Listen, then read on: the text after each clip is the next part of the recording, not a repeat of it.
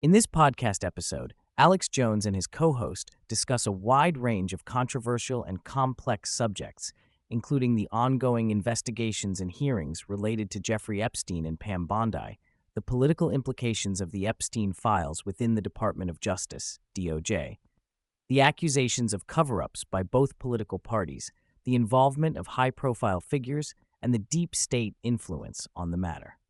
The episode also covers recent events, such as the extended shutdown of El Paso Airport due to drone threats, the rise of mass shootings involving trans and non-binary individuals, and the ongoing pressures faced by Alex Jones and InfoWars in the face of legal battles stemming from Sandy Hook conspiracy suit allegations. The episode opens with a detailed discussion about the Pam Bondi hearing, focusing on the DOJ's handling of the Jeffrey Epstein investigations. Pam Bondi, former Attorney General of Florida, is scrutinized for her public statements and perceived flip-flopping in describing the scope of the Epstein case, from claims of mass child rape to shifting the narrative to child pornography. Alex Jones and the co-host explore the complexities around the DOJ's management of the files, noting the large swell of materials like millions of documents and tip-line reports gathered over the years. The hosts argue that a bipartisan cover-up exists, with a predominant emphasis on Democratic politicians being implicated in the sex trafficking and abuse scandals connected to Epstein, while Republicans are largely absent from serious allegations. They criticize the media for deflecting attention from major Democratic figures and instead focusing on more marginal Republican individuals, such as Lev Parnas-Lutnick, whose level of involvement is disputed. The podcast contends that Democrats dominate the Epstein files in terms of culpability, accusing them of using false narratives to portray Republicans as protectors of pedophiles, which the hosts claim is fabricated. The conversation delves deep into the historical context of Epstein's ascent, spotlighting his ties to intelligence agencies, particularly the CIA, during the era of George H.W. Bush and Bill Barr. Epstein's role as a covert operative, facilitating global intelligence operations under the guise of philanthropy, is elaborated upon. The discussion highlights Epstein's early career in a New York girls' boarding school as a front for recruitment and mind control, with an emphasis on trauma-based mind control, ritual abuse, and the occult symbolism that underpins many alleged elite activities surrounding him.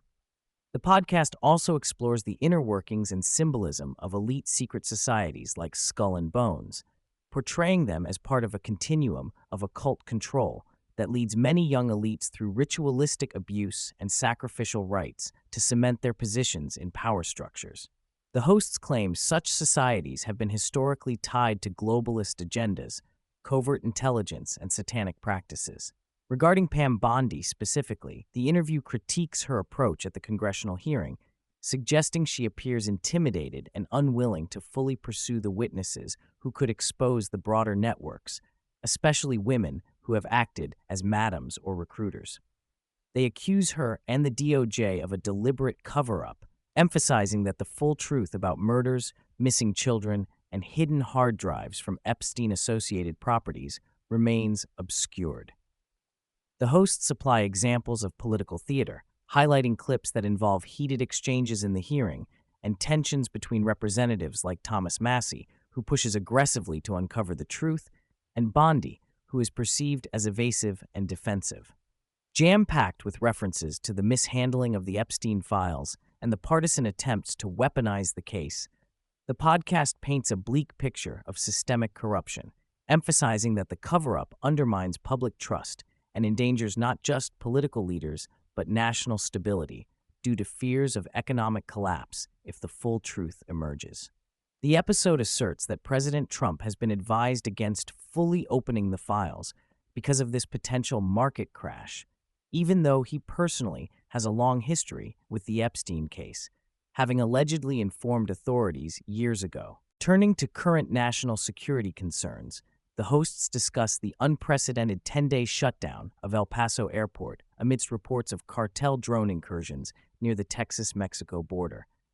They claim the shutdown is linked to an anti-drone defense drill aimed at preparing for and mitigating aerial threats from drug cartels and potentially hostile foreign agents.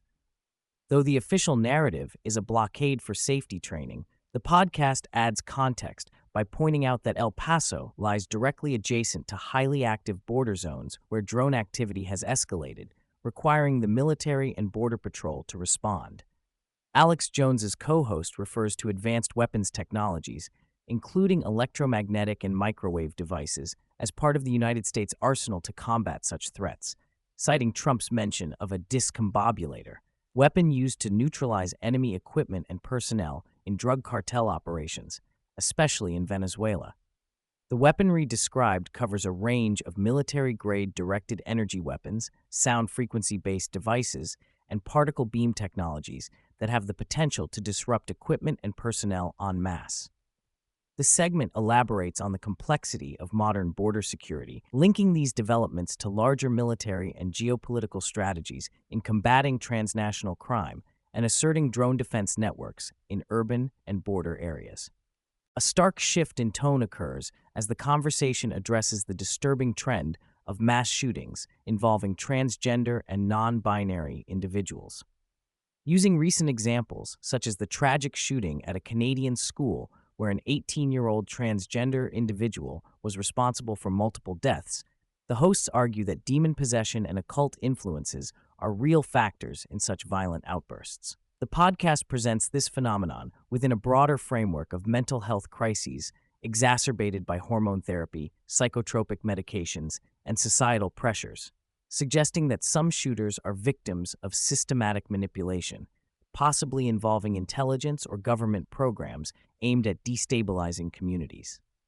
They also critique law enforcement's focus on correct pronoun usage in the aftermath of such incidents, viewing it as a distraction from addressing the underlying causes of these shootings.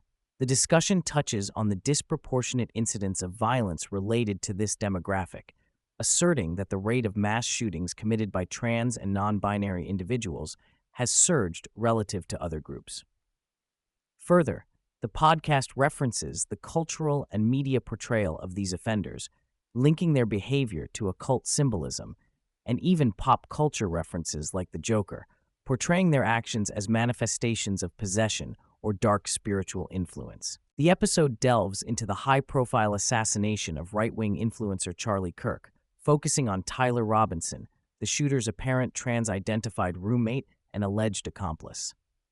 The podcast conveys skepticism about the official investigation, highlighting the lack of charges against Robinson, despite his proximity to the incident and behavioral indicators of involvement. Robinson's public appearances in court wearing trans pride accessories and displaying erratic behavior are scrutinized, while discussions explore the political and societal fallout from the event. The hosts touch on attempts by others to falsely claim responsibility for the shooting, exposing parts of an apparent disinformation campaign to confuse the public and hinder justice. The narrative is framed within the ubiquity of political violence and the attempts by leftist groups to normalize or even celebrate such actions, complicating efforts to bring full accountability. The discussion also touches on the reaction of conservative communities, including prominent figures like Candace Owens, and TPUSA's response to the shooting, noting internal conflicts and controversies surrounding the management of the aftermath. A significant portion of the podcast addresses Alex Jones's ongoing legal struggles relating to defamation lawsuits concerning his commentary on the Sandy Hook shooting. Jones recounts the coordinated harassment he faces, alleging that multi-million-dollar lawsuits are designed not for financial gain, but to silence and bankrupt him. He details the complex and corrupt court proceedings, including biased judges with political leanings, default judgments, and obstruction of his legal defense. Jones describes the systemic use of default rulings to find him guilty without proper trial, connecting these practices to wider efforts to suppress dissenting voices aligned with his platform. The episode touches on the involvement of various government entities, including the Department of Justice, purportedly funneling funds to victim families' attorneys, while Jones maintains that these families have vastly profited from fundraising driven by his name, despite his claims to innocence regarding conspiracy theories.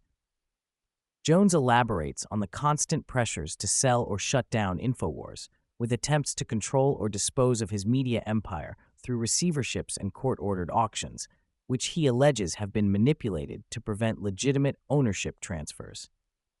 He also narrates episodes of personal intimidation, media campaigns painting him as a villain, and the broader cultural war that pits anti-establishment media figures against a coalition of corporate and governmental power structures.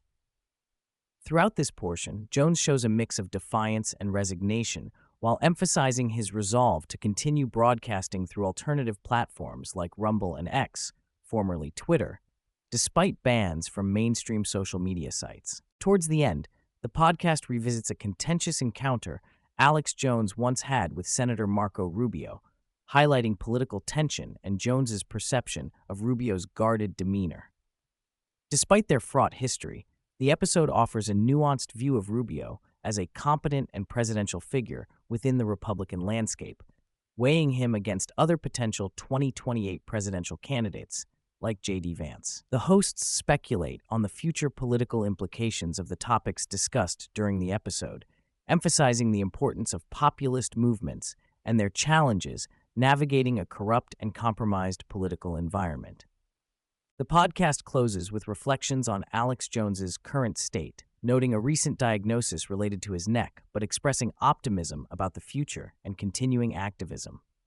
The hosts mention the establishment of alternative media platforms to sustain Jones's voice amid continuing legal and social pressures, demonstrating a commitment to continuing their contentious and controversial work. The episode concludes on a lighter note, celebrating Alex Jones's birthday with gifts and camaraderie, signaling ongoing resilience despite the intense battles faced across multiple fronts.